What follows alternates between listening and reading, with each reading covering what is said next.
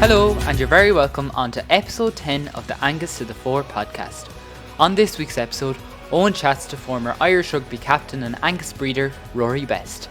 They chat about Rory's life as a rugby player and career with Ireland and Ulster, growing up on a farm, the highs and lows of sport, the Angus breed, Rory's own Aberdeen Angus herd, his predictions for this year's Six Nations, and much more. This podcast is part of our entry into the Certified Irish Angus Schools Beef competition, sponsored by KeyPack and APP. We are now one of 5 finalists in the competition and have received our 5 Irish Angus calves. We were officially presented with the calves at the National Ploughing Championships in Ratheniska, County Laois in September. We thoroughly enjoyed the 3 days and would like to thank everyone who popped into the Certified Irish Angus stand to meet us. To follow our project to date, access to our innovative bull finder, videos, new podcast episodes, news and much more, visit angustothefore.com. We also recently launched our Facebook page and you can find that by searching Angus to the Fore. A reminder that you can watch this podcast in full video on Spotify and YouTube. Now for Eoin's chat with Rory. Hi Rory, a real honour and pleasure to get the opportunity to speak with you. Thanks very much for your time. How are you keeping? I'm good. Thanks. Oh no, everything's busy. It's becoming a busy time of the year with everything that's going on. There's that many things. So yeah. Rory, obviously best known for your huge involvement in professional rugby. Nonetheless, agriculture has had an influence on you in a big way too. Could you recall what it was like growing up on the family farm, and from a young age, where would your interests have lied in terms of farming and sport? Yeah, look, I think I was incredibly lucky. Like a lot of young boys and girls around all of Ireland, that I grew up on the family farm. My dad was a farmer, and that was our summers. Our summer was very much couldn't wait to get out of school to spend the entire 2 months on the farm. I think you're incredibly lucky, and probably when you're a young lad, you don't quite realise how lucky you are to have such an opportunity, that the values that it teaches you. But the big thing for me was just, it was always cattle, really. Look, I drove tractors and stuff when I was younger, and because we were largely, whenever I started off, whenever I was young, we had quite a bit of grass, and it was pedigree Charley and pedigree Simmental. But as I got older and sort of, I suppose the agricultural landscape changed a bit for us. We were lucky it was a multi-use farm, and the grass became less and the crops became more and the cattle became fewer, but we always had cattle around us, and we went from the pedigree Simmental and Charley into pedigree Simmental only, but crossing them with first the Belgian Blue Bull and secondly an Aberdeen Angus Bull. And that was where I spent my summers. Certainly in the mornings, we're always out with Dad, checking the cattle, feeding the cattle, mainly opening gates when I was younger, if I'm honest, so Dad could drive through. Now, being older, I see the value of that. But and then my eldest brother Simon was always very much machinery. He loved, he had done a lot of the baling when we were growing up, bit of combining. And then for me personally, once we got the cattle fed, it was, look, great, we need you to do whatever. But it was certainly, first love was always cattle, and then the secondary was whatever the farm needed you to do. But look, great times. Even being very, very young, I still remember going in the old Ford 7610 and the Tarrant mower with my dad. We had one of the multi-swathe ones that never really worked. Every time he flicked the switch to bring it to a double swathe, that never worked, and we always end up spending hours fixing it. But look, it was great memories sitting in the toolbox, with him driving along. And I loved my upbringing with farming. Yeah, very good. That's a nice introduction to your background, and I can agree, much like yourself, it's been all cattle here, and maybe not so much the interest in machinery as you mentioned. And then Rory, obviously in sport, would you have had similar memories at that age in sport, like? Yeah, I think my early memories were Banbridge Rugby Club was where I started playing, probably when I was 4 years old, which seems a lifetime ago now, and it's probably well over half a lifetime ago. And that was sort of from 4, 5, 6 years of age. You just played in the minis, and you played on a Saturday morning, And then me and my two older brothers, we hung around the rugby club to watch my dad playing in the afternoon. He sort of captained the firsts at that time, even though he was sort of well into his late 30s, nearly early 40s. He still played and still was captaining. So we hung around, watched him play. We then, Mum would have brought us home, but we always waited to have dinner together. And depending on how the result went in Banbridge, depending on what time we ate at, and sort of whether the balance of deep heat and Bass beer, it depended on how well Banbridge had done, whether it was more deep heat or more Bass. And he came in and we ate together. But that was that was the upbringing we had, was always being around the rugby club in Banbridge. And then the primary school I went to was Points Pass Primary School. Back when I went there, I think we had about 65 pupils in total. And it was my dad that sort of one year just decided enough's enough. My eldest brother was in P7. He said, look, we need to bring a sport into the school. So he introduced rugby into the primary school. So I've brilliant memories of being sort of probably, what that have been, primary 4, sort of that sort of 7, 8 years of age. And kind of, it was as many people that had any sort of resemblance to sport that we needed to make a team.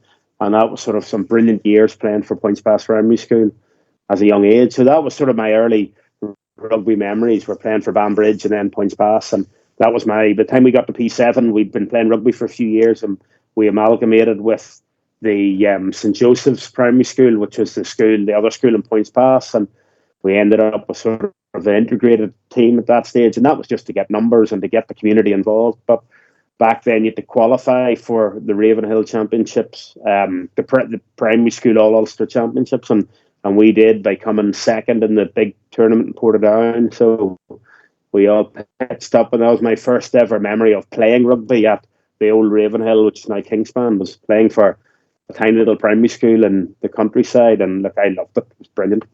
Very good. And as you mentioned that memory of you playing primary school rugby, like, is that the moment, or is there any particular moment you could pinpoint that encouraged you to try and pursue a career in rugby? I know there would have always been family influence, like you mentioned, with your father, or did it take a game you played or a game you watched to open your eyes to, your ability and what you'd like to have done?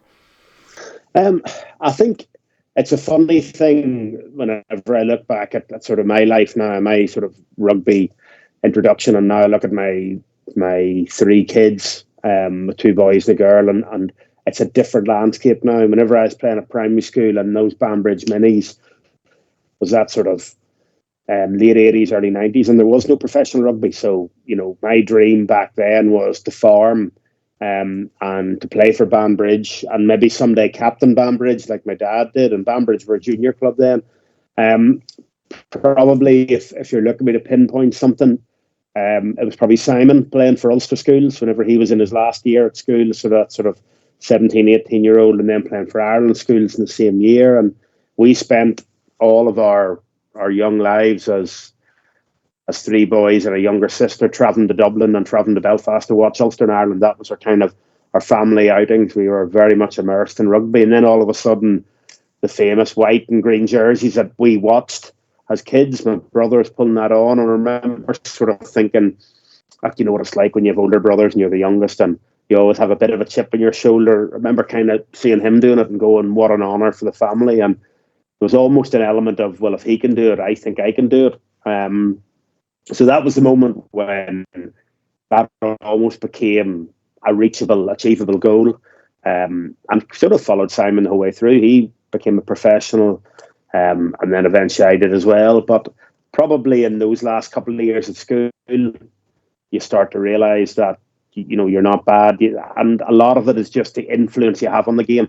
And in my last year at school, I was kicking for the line, I was kicking for posts, I was playing hooker, I was playing out the centres. You're sort of moving around everywhere to try to get yourself involved in the game, and that's where the coach were putting you. So you sort of realise that, well, actually, I mustn't be too bad after all. So that was sort of those moments when it becomes a goal that you think is impossible, becomes something that you can nearly see because of Simon, and then you sort of realise playing amongst your peers that you go, well, actually, maybe I'm not bad after all. Yeah, very good. And I suppose, like, you would have made your provincial debut for Ulster in 2005. If I'm right, you were 23. But the road between, before that, the build up to it, were you involved in academies or underage squads, or what was the stepping stone to there? It was probably, I think, if I relate it back to the agriculture side of it, it certainly wasn't. It wasn't plain sailing. The road wasn't straight and perfectly paved. It was a difficult road. It took a lot of perseverance. Like when I left school, I sort of had not that you apply to be in the academy, but the top, I think it was maybe the top 10 players in your year group, they get into the academy, but you have to be at university in Ireland. So I'd applied to go to UCD and Queen's to study agriculture. Then my dad said, look, let's put a couple across the water in England just in case. I played Ireland schools, I played Ulster schools for 2 years, I played Ireland schools for a year. So I kind of was thinking everything at that stage was going, you do this, you do this, you do this. And I was following this perfect tick box nearly. And then I got the word that, the academy, I didn't have a place in the academy. They said I wasn't big enough to play prop. They said I wasn't mobile enough to play hooker. And that was just it. It wasn't, oh, you can go and do this. It was, look, really sorry, almost enjoy your rugby.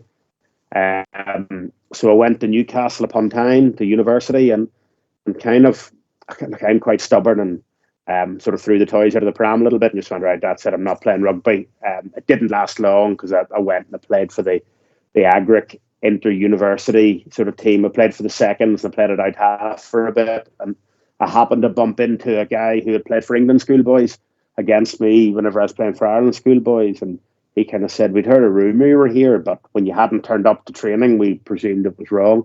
Would you not think of playing for the uni? And I went, oh, yeah, maybe. So pitched up on a Monday, played on a Wednesday, sort of 2 or 3 weeks later.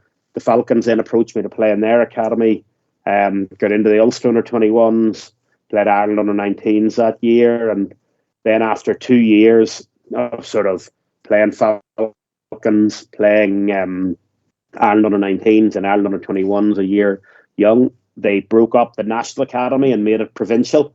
And Alan Clark, who had helped me sort of since I was about 15 or 16 with my throwing, because he was the Ulster and Ireland hooker, and he retired, became the academy director, and phoned me and said, would you consider coming home if we help you transfer to Queen's? So transferred to Queen's, did 2 years in the Ulster and National Academy as it was, and then got my first Ulster contract. Thankfully, the summer that I graduated from Queen's, so 2 years at Newcastle, 2 years at Queen's, graduated with a degree in agriculture, and then that summer was my first professional rugby pre-season. Right, interesting. And yeah, never would anyone have thought you were, even mentioned you were playing a bit of flight out half there in the middle of it all. Yeah, it was a bit, man. I know. I suppose, as you mentioned, you studied and got a degree in agriculture. Like, could you take it at that time you were very set on a career in agriculture then? Probably when I left uni and I got the word that I wasn't, or sorry, when I left school and got the word I wasn't in the academy, it was, go and get the degree, enjoy the university life, go away and probably grow up a little bit, which I probably needed to do, because before that it had all been rugby. And then you get this setback and you go, right, I'll go and enjoy that, get a degree, and then come back to the farm, maybe even go to somewhere, Australia, New Zealand, North America, post-university was sort of where I was thinking to learn. My dad is very, very big on broadening your horizons and going and learning new things, and know you can always come back to the family farm. His view is you'll be a long time there. I would have left school at 16. Probably between my mum and dad and rugby kept me going. I'm really glad I did stick at it.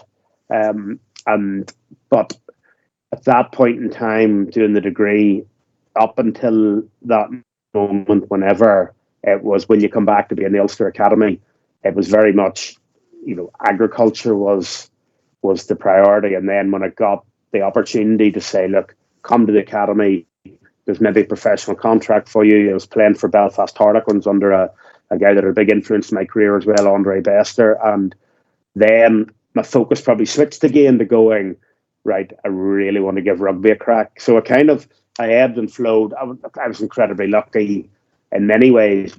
Firstly, to finish my degree before I started my rugby career, but also knowing that I could give rugby a full crack. And look, if it fell away, firstly, I had my degree, and secondly, we had a family business, and Dad had done an incredible job at building a very diverse family business to fall back on.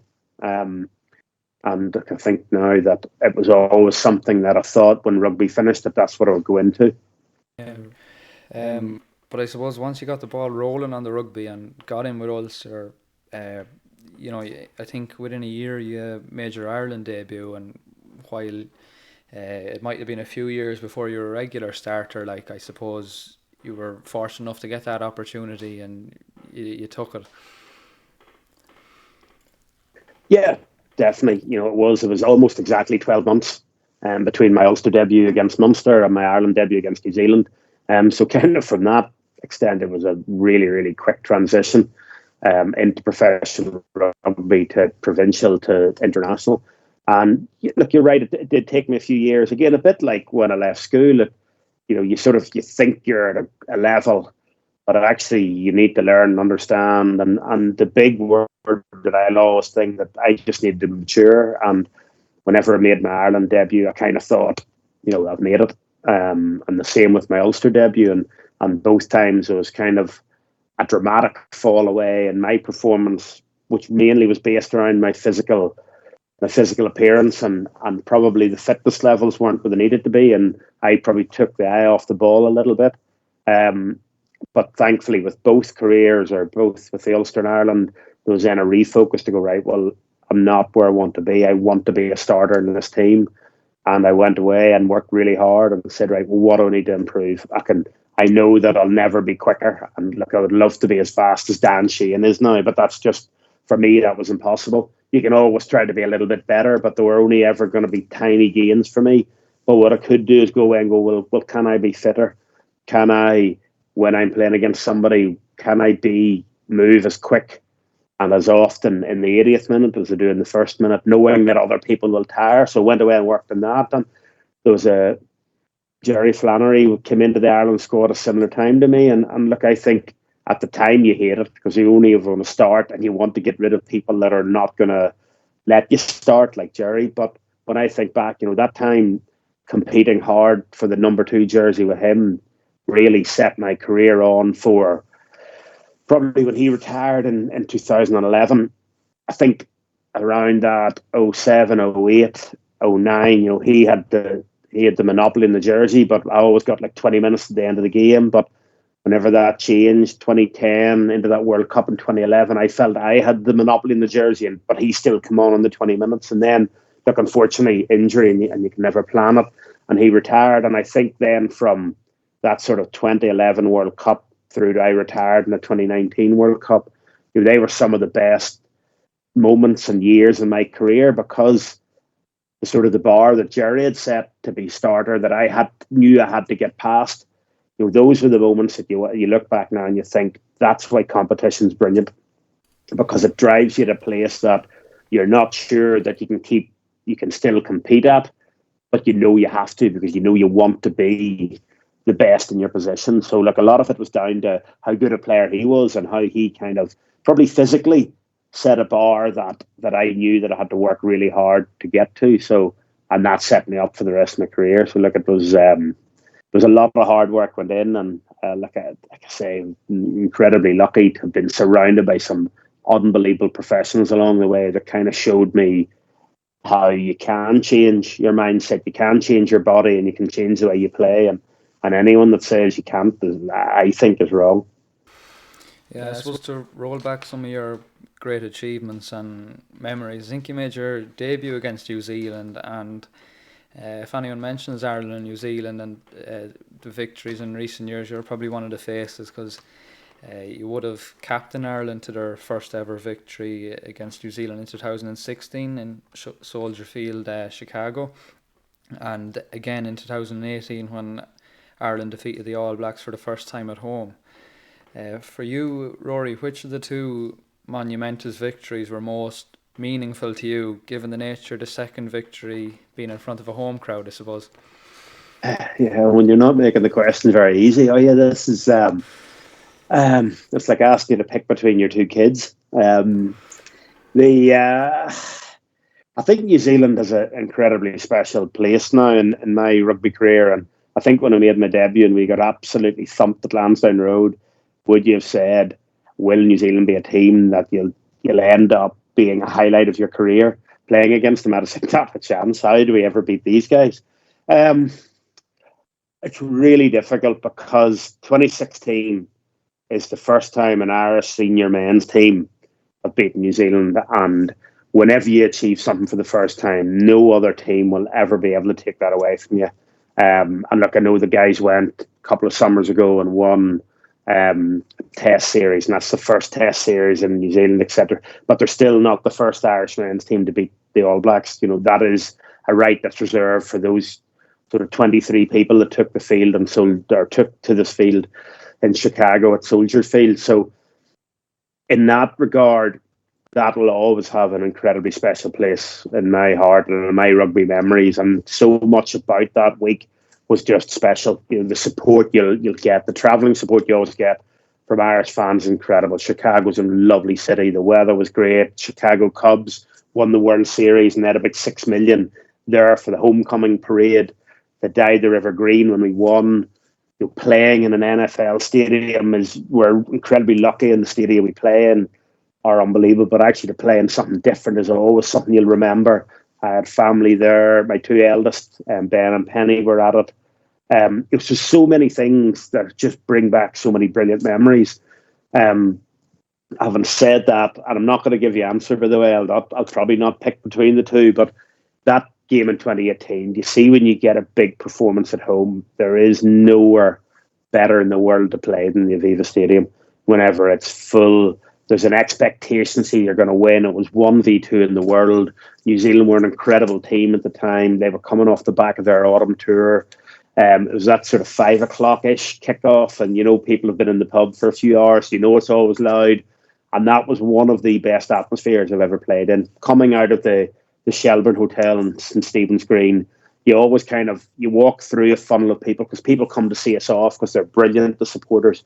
But that day, as soon as we come out of the team room, you had to fight your way through to get past everyone. I still was able to see the family on the way down the stairs. That was always a little moment, a check for me to think, right, I'm in the right place. Kids are here, Jodie's here, everyone's good. But that was just from the second we left the team room, it was just electric. So for slightly different reasons, they're just two of the best memories that I'll always have. And the great thing is that no matter how old, and I feel old at the minute, I played a bit of five-a-side football earlier, and my back's sore, my calves are sore, and no matter how much I creak and groan and things give up on me, you know, those are two moments that in time that no one will ever be able to take away, and I'm immensely proud of both of them. That's it. Well said. We won't go after you for answer. That one was good enough. I suppose during your 124 international caps, and that's not lightly, I think you're the fourth highest capped Irish international, which is quite immaculate. Fourth, if not third. But I suppose you've won 4 Six Nations championships, captaining the team to a Grand Slam championship in 2018. That particular year must have been very special, especially when you account for all the hard-earned wins, like obviously starting with Johnny Sexton's drop goal in the first game against France. So can you reel back the memories of that year, Rory? Yeah, that was an incredible one. That and I think when I sort of think about that Grand Slam as a whole, Grand Slammed in 2009, but Jerry had started all bar one of the games. I'd started one and been on the bench for the rest. And it's funny when you're unbelievably competitive, whenever you're not starting, even though I came on for sort of at least 20 minutes in every game, it doesn't really feel, you feel a bit part player, and I don't like being a bit part player. So it doesn't feel the same as the Grand Slam when you're starting every game, you're captain.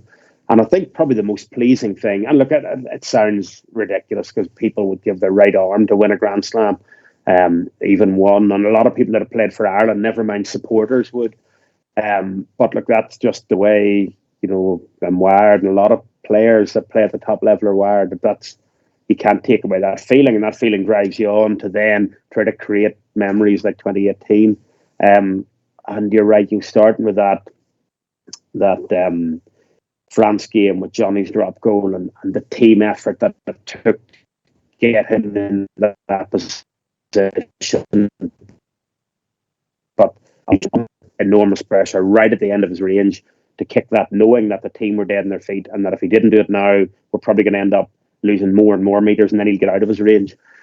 To finish in Twickenham on St Patrick's Day in the snow, in one of the coldest games that it's fine for us when we're playing, but that the kids have ever been at. My daughter has cried twice at a rugby match that day because she was so cold, and then when we played in Twickenham in a World Cup warm-up later the next year because she was too hot.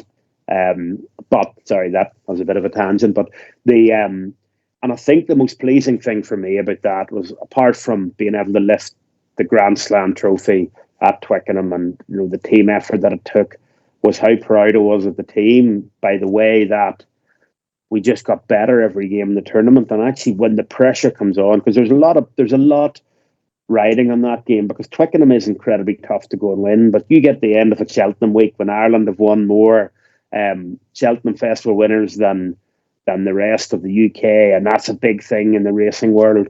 Then you're going for a Grand Slam at Twickenham, and all the pressure's on you, and there's an expectation that you're going to do it because England struggled a wee bit and we were going well. But when you get to those big moments, for that to be the best of the 5 games that we played and won to win that Grand Slam, for the last game to be the best performance and the best team performance we had, look, you get incredibly proud of your team and the effort that goes in, from the 23 that were lucky enough to be there, the 35 or 36 that prepared us the whole way through basically a 2-month campaign, all the management, the coaches, Joe, the guys that are directly involved, but all the ancillary staff, that the physios, the medics, the logistics guys, the managers, everyone that put so much into it, the family members that sacrifice so much to allow you to focus solely on the game. And in that one moment, in that 180 minutes, for that to be the best performance of the season, it says a lot about the people that we had supporting us, but it says a lot about the mentality of the players who took the field that day. Definitely. I suppose Irish rugby is probably well known for always having a number of farmers in the team over the years. This was for sure no different in your era. Was farming ever a topic of conversation that would present itself on the team bus or in the camp? Absolutely, all the time. It was sort of, and mainly due to the fact that there's a lot of kind of horse trading and slabbering going on, and for example, Shawnee was always at something. Sean O'Brien was always at something. He was always wheeling and dealing at something, whether it was selling his granny's soda bread or whether he was selling turkeys, or he just couldn't help wheel and deal. John Hayes used to go out on the coldest day of the year, and everyone else would be thermals and training top and coats and hats and everything. He came out always the same. Socks pulled up to the knee, shorts, and only a rugby jersey, nothing else underneath. And he'd always be going, "Oh, it's grand, sure, this is just the way it is." And, that sort of toughness about him. Even whenever we used to get the credit card from Mick Carney on nights out, it was always a bit of no matter what he said, the limit was, we'll always push a bit more. And he's from a sort of a cattle dealing background as well. So there's always that aspect. So just the sheer bloody mindedness, but also just the crack that you have, and that little bit of, like I say, that horse trade, and almost being in the auction house and going, what can we get? Where do we get value? Give us a bit more, a wee bit more. Come on, give me a bit more of that. And it was always good fun. And Sean O'Brien must have sold all his cattle that many times. And every now and again, he'd go, "Oh, sold, getting rid of them. About 2 weeks later, he'd say, "Oh, I was down feeding the bullocks." And you're going, "I thought you're getting rid of them." Because, I kept a few. And then Rob Carney always got slagged about being a farmer whenever everyone thought he wasn't, but he actually is. So, yeah, look, it's a big topic of conversation, and I think right throughout Ireland, it's such a big part of the rural community. That agri-food sector is enormous, and no matter where you go, you'd be hard pressed to be in a pub or a restaurant or wherever and not find somebody with some sort of connection to the agri-food sector. 100%. on the note of farming, like Rory, how difficult has it been to juggle farming and rugby during your playing career? I understand the farm being very much family ran, that the pressure probably wasn't all on you. But during the likes of the Six Nations, like, could you be forced to spend 6 to 8 weeks entirely away from the farm? Yeah, look, I think that it's quite an easy one for me to answer, and like the reality is, doing what I was doing, I couldn't have done it, without my dad, and then now more recently Simon sort of taking up the slack because, like, in fairness to mum and dad, I think of the 124 times I played for Ireland, they reckon they saw me live in and around 120 times. So they would have been away a little bit, especially on some of the tours. So Simon took up the slack there, and invariably what happened was Dad just said, "Look, I'll feed them every day." But the bit that pisses me off is the bookkeeping, is the sort of getting all the pedigree stuff in place, making sure we're picking our genetics, our DNAs, all the sort of AI straws we need.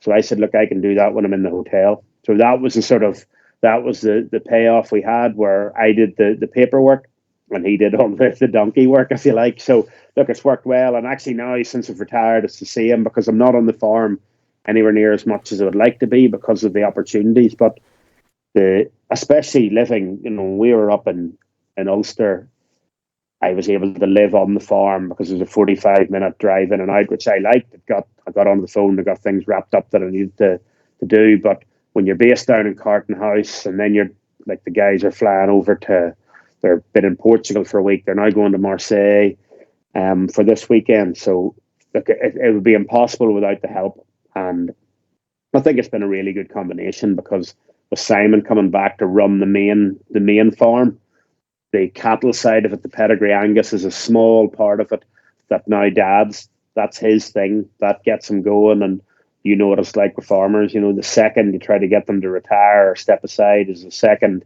you might as well wave goodbye to them. They need to be in the middle of something. They need to be working. And that's Dad at the minute. He loves it. And I'm learning so much from him about the cattle side of it, from his years of experience. But it's also, it's his little thing. He feeds them, and then he puts pressure on me to make sure my stuff's done. Very good. I suppose on a separate note, with the Six Nations, their Netflix series, Full Contact, it's proven a good watch for me anyway. I imagine it's something you will try get a look at if you haven't already. But like, what's your opinion, Rory, on cameras alike, being around the camp? And I'm sure you could probably relate to something similar. You're on two lines tours, and I know a lot of that stuff goes on there. And then as a captain, like, are you comfortable with cameras on you in a dressing room, given the nature of sometimes the confidential information that's said, Yeah, I think firstly, I believe the Netflix is a bit more like the Amazon one, in that, the cameras are almost kind of hidden away a little bit, unless they're doing an actual interview. So after a week or so, you kind of forget they're there. The Lions one was a bit different in that they had a production team that followed us around. They always had their camera. You could see where they were at all times. You were reasonably aware. It's a difficult one, because sometimes what happens when the cameras come in and you're aware of them, you get the people that you want to speak up, they don't want to say anything, because that's just their nature. They're kind of going, "Oh, I don't want to be seen as the guy that is speaking because there's a camera in the room." And you're kind of going to them, "Look, don't worry about that. We need you to speak." But sometimes they won't. And sometimes you get the opposite, where you get the guys that want to be on to show how, "Oh, yeah, look, I'm a big leader in here." So they'll speak, and you're kind of going, "Oh, could you ever shut up? We don't need you. You're a good player. Go and play. Leave the talking to the people that it really resonates with." So that can be a difficult one. Having said that, rugby's at a bit of a crossroads now, where they've got to try to grow the playing base. They're under a lot of pressure because of the head injury stuff, and the general rate of injury, and the attritional side of the sport. So they've got to be able to show the parents at home and the young kids coming in. They've got to show the glamour side of it. They've also got to show the parents at the safety, the precautions to go through. They've got to show the kids the hard work. And the only way to do that is to get behind the scenes. All the other sports are doing it. All the other sports have seen a massive uptake in viewing figures and participation figures. So rugby's got to follow suit. So from that point of view, look, it's a good thing. It's just the way the world is now. People, because of the internet and social media, people expect to see things fast. They expect to see it every day. They don't want to wait. People are generally impatient, and I'm one of them. They don't want to wait 7 days and then 14 days in the Six Nations to watch rugby. They want to be able to see it any minute, whenever they want. And the like of these Netflix documentaries, they're perfect for it. And it is a balance to make sure that, and as a senior player and a leader within the squad, you got to make sure that everyone's comfortable and that people don't think that just because you say something you're trying to get on camera, that it is about let's be as normal as we can. Yeah, I suppose, as you said, it shines a good light in the sport. I suppose, warning, a tough question coming up. I don't know will I get an answer or not. But I suppose you see several successful athletes like yourself involve themselves in coaching following retirement. Were a coaching opportunity to present itself to you in the future, is that something you'd say you'd snatch? I think it'd be something that I would look very, very closely at. Like I did the Fiji stuff for a month, and then because the coaches couldn't get out of New Zealand, and then an opportunity came up to coach Fiji through to the World Cup, and in the end, I had so much going on, and I needed so much time to try to get it in line. I was doing ITV on the television. I was working with Ardonna, the insurance company, had other commitments, and I was trying to sort it out. And in the end, Vern Cotter just went, "Look, I think you've too much going on. I'm going to take this decision out of your hands," which probably was a bit of a relief because I really wanted to do it, but I just couldn't see a way to balance everything. So I'd look at the opportunity very seriously. I coach a bit in the school, so I try to, with the work that I'm doing at the minute with Ardonna, I'm in London Tuesday morning, first thing, until Thursday evening, but I work from home on a Monday. And a lot of the working from home is that I get the work done and then I go in and I coach in the school in Armagh, where my eldest boy is. And I coach the seniors. I don't coach him that often. I coach him from time to time. But I love it. Look, rugby's been a massive part of my life since I was 4. I'm now 41, so I'll let you do the maths on that, how long that's been. It's considerably longer than you've been around, I would imagine. But the big thing is that it's hard whenever something has taken such a part of your life. It's hard to just leave it all behind. The TV's good because it makes you watch it, makes sure you're informed. I made a decision that I wanted to go and try to create a career and do something outside of rugby. But it's one of those things, if a real proper coaching job came along, I would speak to my employers at the minute. They've been absolutely brilliant over the last sort of 2.5 years at sort of giving me the opportunity to do all the charity stuff, supporting me in that, supporting me in doing the leadership and culture development within the organisation, then giving me a new challenge now with the mergers and acquisitions side of it that I'm working in, allowing me to go and do the Fiji stuff and saying, look, don't worry about it, we'll figure it out. So, you'd have a conversation with them, but ultimately, at the minute, they're my priority. And the rugby coaching at school is about developing kids and developing them to have a love for the game that I had. Yeah, brilliant. You're a father of 3, 2 boys and a girl. Are any of them showing signs and taking up either of your two interests in rugby or farming? The eldest boy, Ben, he loves his rugby. He plays quite a bit at school. He always has. He's always sort of, I suppose, looked up to me, and he kind of followed that. He wants to be a rugby player and he wants to be a farmer. Look, I think the reality is now for young kids, there's so many distractions that doesn't involve going out the door, putting the welly boots on and getting on the farm. There's so many activities that they can be involved in. It's hard in the summer, because he plays golf and he plays cricket, plays rugby all winter. It's hard for him to get time to go on the farm. But look, he loves that aspect of it. My daughter, she's always loved her dancing. A bit of hockey because that's what her mum played, but she's always danced, this sort of tap, modern, and ballet. And it's funny when you see her competing on stage and the nerves that she goes through. It's very similar to what I went through as a rugby player, but just a different sport. And look, and my youngest plays soccer, loves it, absolutely loves it. he plays a little bit of rugby at school, but soccer is number one. And I'm a big believer that they need to be themselves and they need to find the love. And if the love is rugby, brilliant. If the love is soccer, brilliant. If it's dancing and I have to sit for sort of 6-7 hours at some of these dance festivals, you'll do it, because as long as they enjoy it and it's what they want to do. You can never replace the smile on a kid's face. If you have a kid doing something that they're miserable, that breaks your heart. Whenever you see them loving what they're doing, like, that's what it's all about. So that I want them to make their own way in life the way I did, and to find what they love doing and get a passion for it, and hopefully they'll drive and determination to be the best they can be. Obviously, sport was a big part of my life, so I'd love them to play sport because of all the health and mental benefits of it, and team sport in particular. But look, if they make a path to go somewhere else and they apply themselves to it, like, so be it. I'll support them, and my wife Jodie, we'll support them as much as we can. You've hit the nail on the head there.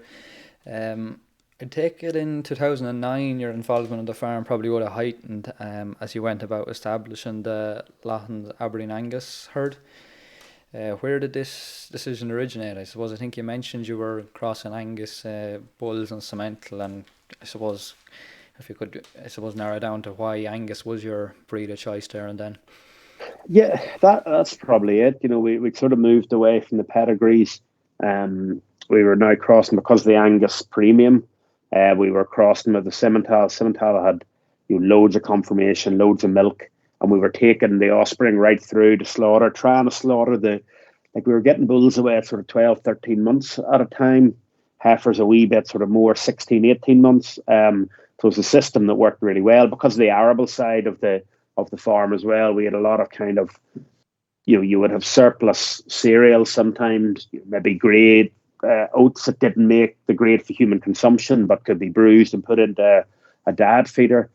And then the big moment really was 2009. I had a neck surgery. Thought that this is the first time I thought I might never play rugby. Before that, I was sort of, 26, 27, and you think you're going to play rugby forever. You're a youngish man. You just sort of think, oh, this is the dream. And then I sort of had a pain in my neck and sort of collapsed in the shower one day and realised that a bulging disc in my neck, which turned into a prolapse disc. And the surgeon, Niall Eames, was brilliant, but said, look, you need to prepare yourself. There's a reasonable chance that you mightn't play again. The big thing is to make sure to be pain-free for the rest of your life. The priority, obviously, is to try to get you to play rugby, but let's make sure you're going to be okay. And that was the moment when I went, flip, what is plan B? Plan B is going back to the farm, but actually, what can I do in the short term whenever I'm trying to rehab this to hopefully play again? But if I don't, I still have a year in my contract. What can I do to start plan B in motion? And it wasn't anything to do with the arable. It was about cattle. Dad had went to Stirling and bought a pretty good Angus bull to run with the Simmental. And I said, why don't we go back into the pedigrees? Why don't we start playing Angus? So Dad and I, because I couldn't drive at that stage, we went to Dungannon Nord and bought the first 3 cows. And then we went down to Rosscray where we bought the first 8 or 9. And of course, Sod's Law, we paid sort of big money for one heifer, and she ended up taking laminitis after sort of a couple of years of a struggle. We got 1 calf out of her, but so that's, ask any pedigree dealer or any sort of cattle breeder, but certainly the pedigree ones will tell you it's always the good ones that go down.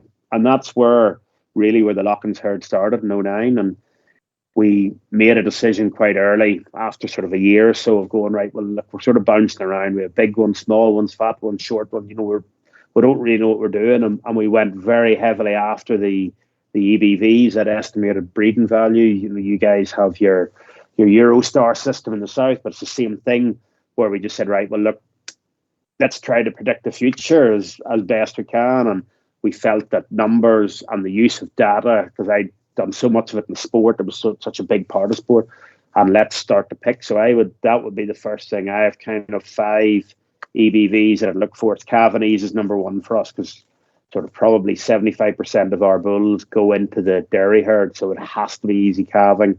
Then I'm looking at growth rates. I'm looking at milk. I'm looking at eye muscle. And then you kind of look at that terminal and self-replacing index, and that is what I select. Any bulls that we run with the cows, that's what we're looking for in them. And the same with the AI straws. It's very much, if they don't hit a minimum number for me there, which is well above breed average, then we don't use them. And sometimes you have to look fairly hard to get them. But that was the nature. We made that decision in kind of 2010, 2011 to go hard after numbers, and like we feel it's paying off. You can see now we used to maybe have 25% of the bulls would have went for slaughter because they weren't good enough. Now we don't slaughter anything. Everything goes live to live unless they hurt themselves, or we semen test everything and they're low in that. So generally speaking, we can really see, and look, it's so pleasing to know that in '09 we grew up, and what are we now, sort of 13 or 14, 15 years later, that we now have a very level bunch of cattle. And we're nearly all our own herd numbers. In fact, we would have been all our own herd number, except I brought in sort of 5 or 6 from Scotland over the last sort of 18 months. And they're the only ones that aren't that sort of UK 9, 42, 16, 15. That is the Lockins herd. Right. And I suppose you mentioned the EBVs and the focus there. Like you would have acquired females from high profile herds, but like is there as far as type or the fundamentals like of the Angus go, what's your selection on the characteristics along with the EBVs? We would have been very much, like I say, we kind of had a bit of a mix match those early years. We didn't know whether to go for what I would sort of say is the imported Canadians, which were big and almost like black Simmentals at times, but maybe more black Charlies because it didn't really have the milk. And probably because that's what you think, you need to be bigger and bigger, because we were sort of played around with showing cattle at the time, and you know yourself, if you don't have a monster, you're never going to win a show, and you feel that's what you need to do. And then we sort of come back and went, no, let's be more that traditional Angus. And probably one of the best cattle we bought sort of 2, I think they were half sisters, don't think they were twins. I'm trying to think. They had ear numbers that were 1 digit apart from the Golding herd, and they were 2 of the best animals that we had. There was one of them in particular, I think, did a calf a year. The only year she missed was she had twins a year before, and she did maybe 9 years in a row. And they were always they weren't extreme in any shape or form, but they're always, when you walked into the pen, you went, that was the type of animal that I like. And that was kind of what I would say is very traditional Angus, trying to get a nice head, a good bit of length and a good bit of height without being extreme, plenty of milk in the mothers, and just really going hard after fertility, something that doesn't produce a calf a year. We're trying to wean at sort of half of the mother's body weight. So we need to keep the mothers down, because you're only going to get, if you can wean at sort of 300 kilos, you're doing pretty well. So when the mother starts to get up to 700, 800, 900 kilos, you're putting a lot of pressure in your system to try to get your calves, and they're not going to get there. So you have to be able to keep those down a bit, but knowing that we need height in our bulls. And people laugh at you and you say we need tall males and short females, but actually what we found is we're calving a 2-year-old. So whenever you inseminate a heifer at sort of 16 months, what you generally find is that the growth that goes into that fetus sort of takes away from the growth in the height. So actually you can keep the females down a bit and keep the bulls up. So look, we're trying to be very traditional, but also knowing that our market in is the dairy herd. So we've got to be, and they understand numbers a lot better than the suckler men do at the minute. Now I think the beef and the suckler men are catching up, but they understand, they know their market, they know what they want. So we know we need tall bulls that are capable of serving dairy heifers and dairy cows. Yeah, fair enough. I suppose you're starting to establish quite a distinct type. You mentioned, I suppose, how much time you take in selecting your eye bulls and how critical you are in that selection. You also run a couple of stock bulls, I think, which you would have imported from well-renowned herds in the UK, along with maybe some homebred bulls. Is there any AI siders currently favourable in the herd, or what does your current team of stock bulls look like then on the other side? Yeah, sort of the last couple of years, we've used three AI bulls: a Blaylock bull, Lord Blackthorn. We used a Lockerley Black Boromir, and then a Gear Blue Moon. And they've sort of, I picked them for their numbers, and then when I saw the calves on the ground, so it'll actually be 3 years now we've used them. We've had to be quite selective just last May in our AI, because there was obviously some daughters on the ground from those three bulls, so I had to sort of cross out a little bit. We then went to John Elliott's herd, the Rawburn herd on the borders, and we bought a Rawburn Bastille just purely on the numbers, and he has a feed efficiency system, and some of the numbers and the data coming out of that is incredible, and that's where we see with the environmental side of it. Some of the he had sort of for 1 kilogram of live weight gain. The best bulls that he had was doing high 3 to low 4 kilograms of dry matter, and the worst are doing 8 and 9. And you sort of think they're going to be different sizes, but they're not. What happens is generally those worst bulls, they end up eating twice as much.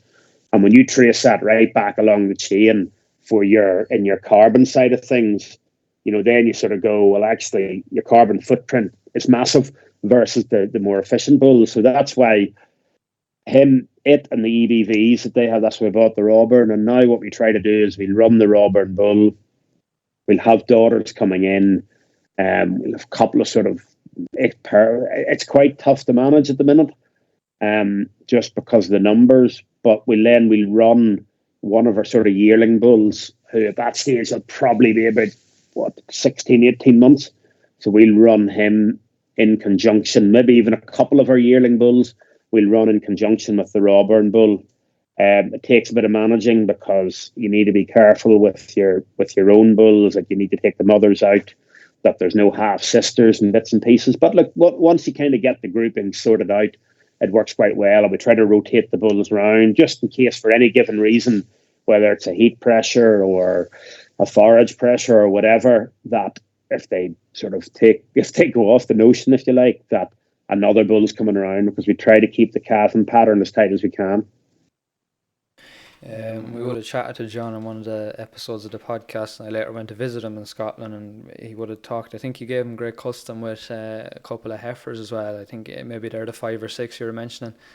Yep. Yeah.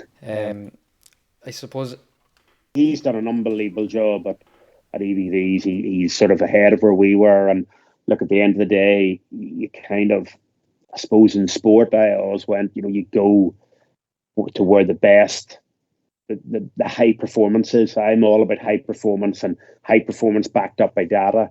And look, that's what he does. And he does it time and time again. And when you look at the Aberdeen Angus herd book, and you no matter which sort of metric you use on the EBVs, and you rank it by that metric for a given calving year, the Rawburn name appears time and time again. And look, that is where I want Lockins to be. So you sort of go, well, how do we get some of his genetics and work with, I'm a big believer of working with the best and learning from the best. Yeah, exactly. As far as calving goes, do you try keep calving compact to spring or autumn, or are you allowing for calves all year round?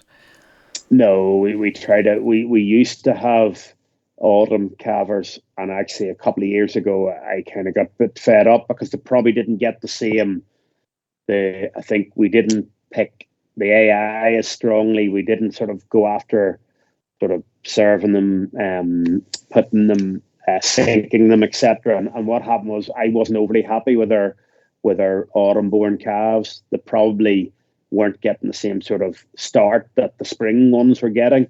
It was just because it was kind of a bit of a sweep up, and I just said, right, no more. We had a big sale this time last year, and we just sort of got rid of all the autumn stuff. We try to keep calving very compact. We'll try to start roughly the 1st of March, and we like to be finished by the sort of second week of April. In fact, we'd like to be finished by the end of March, but if we could get it in 4 weeks, we would. But we've really struggled. We found that the last 2 years with the very hot May, that we haven't just got cows and heifers, probably more so heifers, on their first cycle off the back of a sink, it's taken the second one, and on some occasions the third, which has obviously drifted us on sort of 6 weeks and kind of extended that calving pattern. But because of the nature of the weather, and we've talked to some, we've a great guy, Mark Little from Fane Valley, who helps us with that sort of side of things. He does that sort of veterinary practice that Fane Valley do. So I'm talking to him very regularly, and he'll be saying the dairy men who have them in or handle them 2-3 times a day or have them monitored, they were having the same issues with the heat.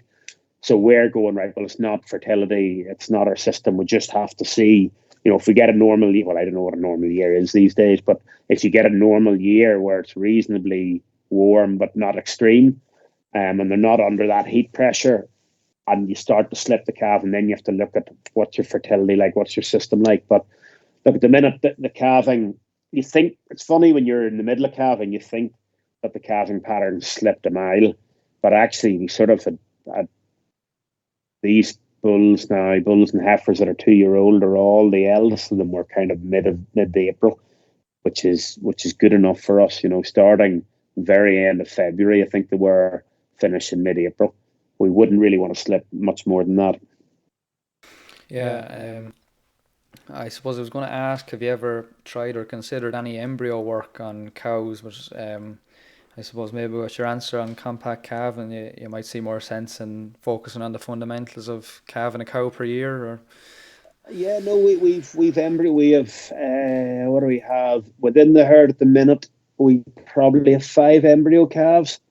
So we did a couple of Rawburn ones, a couple of Rawburn out of cross to an Alcatraz, Jumbo Eric. So yeah, they're Rawburn embryos. We actually put a couple of the embryos into our own Angus heifers, or maybe even cows that have lost a calf somewhere along the way, to give them the best chance to be in the right condition for it. And then last year we used EB Europe, and we got the Fleckfeet, so 3 Fleckfeet cows, all PD'd 30 and 60 days in calf. So we brought them over probably at the tail end of just over a year ago, and then calved them down. Unfortunately, just with the way the embryo, you know what, I should have done more research. I didn't realize that there was a difference doing the IV. I didn't realize that there were IVF embryo. I just sort of thought they were all, your normal flush. But these 3 were IVF, and 2 of them, one of them aborted really last minute. Calf quite underdeveloped. The other one calved. They both calved, but the calf was clearly far too early. And then the third one calved, and it's a great calf. And look, it was just then when I made a few phone calls and asked a few questions to say that they're having a little bit of an issue with the IVF embryo. Just does that, whereas all our other embryo stuff has been fine. In fact, we have an embryo bull on the ground now, and his numbers are brilliant. And he actually is part of that sale that we finished up on Monday night. But his biggest problem was he was running with the heifers until sort of well into the summer. So he didn't have as much flesh as the rest of them. And in the end, I decided to keep him. He'll be one of the bulls. He'll run with that Rawburn Bastille. We'll probably keep another one. We'll run the 3 of them in rotation. And then we'll put a bit of flesh on him and sell him in sort of July, August with the other 2-year-old bull. Okay. I suppose that was the next question. On Monday night, the curtain would have fell in your timed auction on the Martai platform, where you had an offering of 14 pedigree bulls. I think they averaged out at 2,825 guineas. Now you're saying you might have held back bulls after that, but I suppose it seems like a solid number. Are you pleased with how the demand was for them?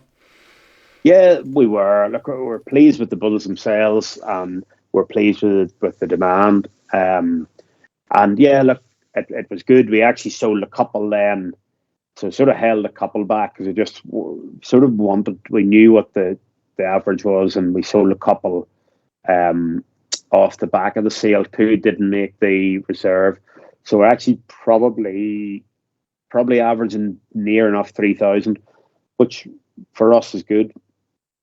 There was good demand for them. and there was some good bidding in there, and we felt they were very good bulls. So yeah, look, we were happy that the way we sort of looked at it was going. The low prices, we would have probably tried to get a bit more for selling them out of the yard, but having said that, we wouldn't have asked for the high price either. So you're sort of, like, you're always going to be, what farmers are like. We're always unhappy with something, but I think generally, all in all, we're happy. We got them all gone, so we'll start the calf now in sort of 4 weeks. We'll have 14 less animals in the shed. Leaves us a pile more room. We get rid of them in one go. We don't have to bring them up to the mart. Mart is great, and actually, Market Hill Mart. I think that the brilliant thing about Mart is you do it in conjunction with the Mart. So Market Hill Mart, the Hewitts up there, Amy in particular, was really, really brilliant, really professional. Look, we know the family particularly well, but between Marta and Market Hill Mart, look, it works really well for us because we can have a viewing at the yard a couple of days before the sale, and then we just either deliver or people collect from the yard, and it works. We're not permitting into marts and back out, which, look, I know works really well for some people. Just with my busy schedule, this is what fits well for us.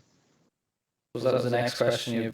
You've used the online timed auction platform at Martai before, and Market Hill, as you mentioned, following COVID, I suppose that's something really coming into play. But do you plan on continuing these type of sales in the future if you have stock for them? Yeah, that'll be our plan every year. Will be to sell. We're probably going to try to grow the herd up a little bit more. So we sold 6 heifers in December and then 14 bulls there on Monday. Probably next year we'll have a few more heifers. The plan would be to probably try to keep maybe between 8 and 12 heifers every year and sell the rest, which will be something similar. We'd be sort of selling in around 10 or 12 heifers, and then the bulls, and that'll be our annual. We'll have a split sale. So we'll sell the heifers and probably sell the bulls a wee bit later, try to get closer to the spring, probably this time. And we want to then get the name for the annual herd coming, and hopefully the numbers and the shape and conformation of the bulls keep improving. But yeah, we're sort of now set for, that'll be our annual, definitely an annual bull sale, and then it'll depend on how many replacements we want to keep, what we want to sell in terms of the heifers. But I would imagine every year we'll have something between a small to a medium offering of heifers, and then something in around sort of 14 to 18 bulls every year. Yeah, not too bad. The majority of the bulls in your sale, I suppose they would have been 22, 23 months old, which would probably be a bit older than we sell, pedigree bulls down south. But is that the age you're usually selling bulls as? That the demand demand is there for them at that age, Rory, is it? Yeah, I think when they're going into the dairy herd, they need height. So you need to get them up a little bit. And then just with the Martai, we probably would have potentially sold in November, December, but they kind of were saying, look, a spring bull sale will do better. Guys can bring them in, and whenever that gives them a month or two to get the bull home and settled. And then if they're doing a spring calf and herd, then they can put the bull in, and whenever sort of May, June time, depending on when they want a calf, or April, May, June. So that was more a timing thing rather than anything. But yeah, no, look, we probably wouldn't. We would generally, by the end of the winter, we would have all our bulls sold. If we were doing them privately, we would have all our bulls sold by the end of the winter. We probably would have started selling them in maybe October if we were doing them out of the yard, and then just sort of do it by a lot of repeat custom, which is always good. Because it says that the stuff that you're putting out has worked for somebody and that they're happy with it. So you probably would have started October time, for maybe September, people coming looking a bull to throw in with the cows, and that sort of November, December time, right through to we would have liked to think by this time on a normal year, privately selling, that we would have had all the bulls away. Yeah, right. As you said, repeat customers is what you want, and it's a testament to how things is going for you. You would have enjoyed good success in the show ring, highlight being a homebred bull that took the honours of reserve male champion at Balmoral show a couple of years ago. in a sense, have your online sales have they maybe replaced the show, and or do you still try bring out stock to shows? We haven't shown now for a couple of years, but that's been largely down to just I didn't have the time. That bull that we took to Balmoral was perfect because it was sort of we started breaking in the middle of COVID. We were locked down. That was sort of something that me and my eldest boy and my dad did together. So it was, we had so much time. I wasn't anywhere. I'm in London now, Tuesday to Thursday every week. With Ben having so much, Dad used to show a lot of Charlies and Simmentals, and he said never again. But he says never again to a lot of things. He does it, and it's the same with the showing. And he goes, look, he's now changed from never again to I don't mind helping you, but you need to. I'm not doing it all. And it's a time thing now. The other thing is, I think with the nature of the animal we're trying to breed sort of growthy, easy calving, good fleshy bulls, but we're not pushing them. We don't want a bull that we sell and then somebody comes back to 6 months later and say it melted in the field. We want it to be what you buy now. If you put it in with the heifers, it's going to lose a wee bit of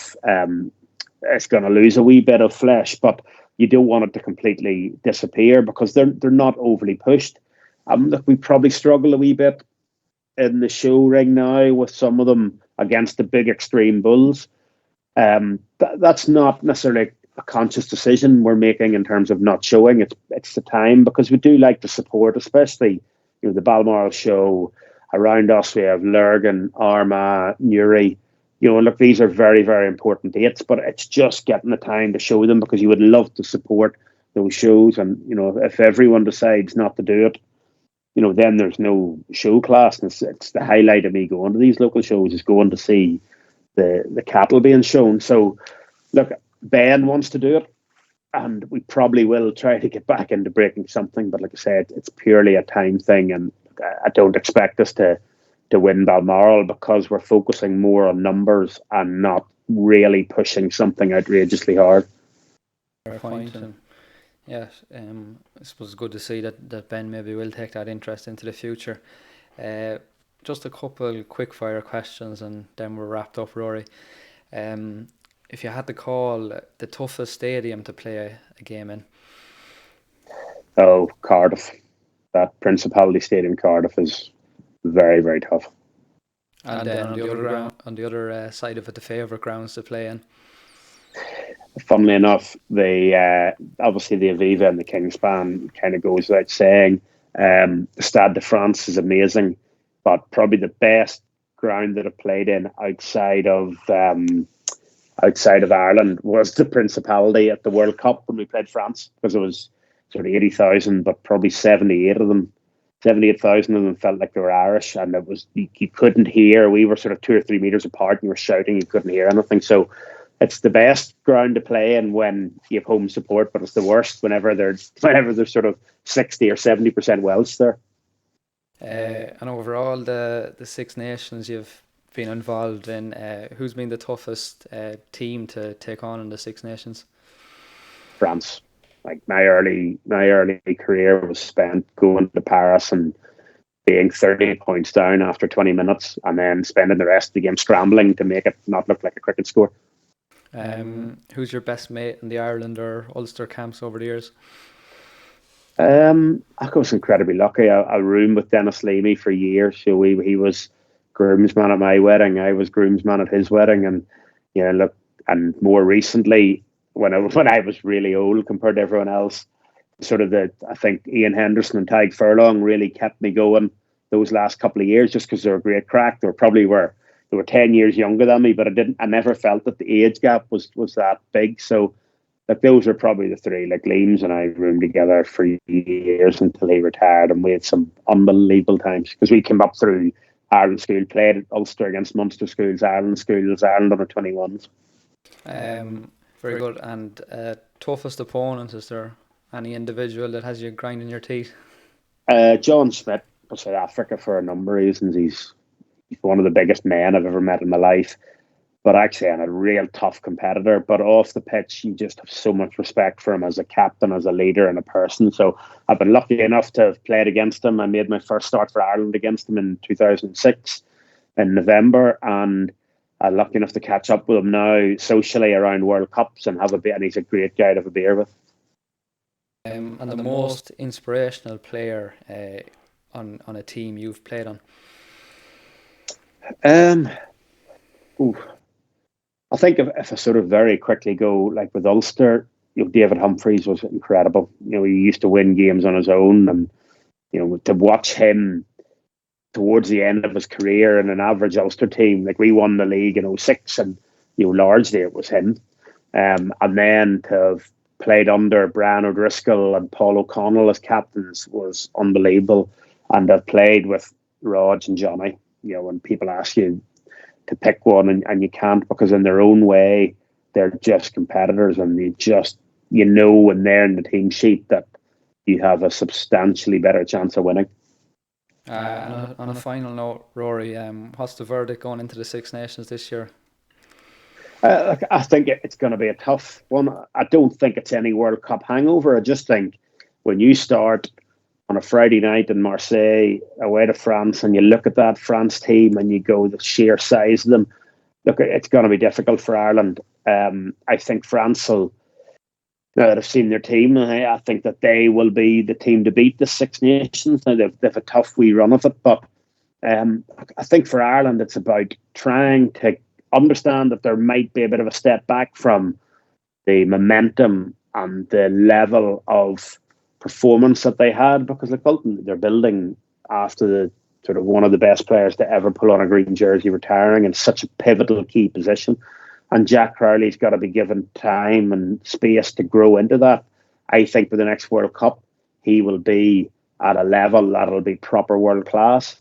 But he's also a young lad who is playing at this level really.